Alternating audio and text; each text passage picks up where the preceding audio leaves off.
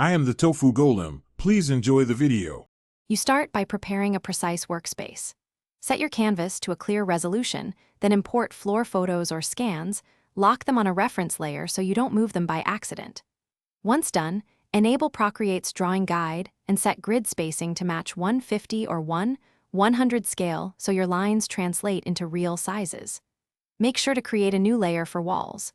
This separates structure from annotations and speeds up later edits. Now you begin laying out structure.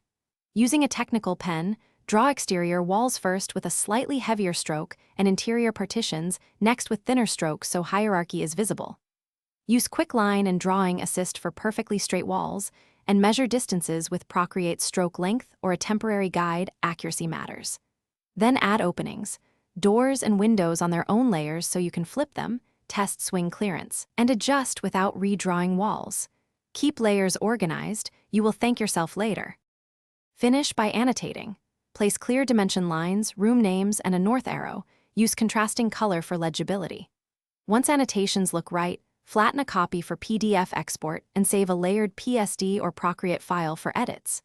If something is misaligned, don't panic, select the affected layer, use transform with 1% snap or rotate by precise degrees, and nudge with arrow keys or two-finger taps.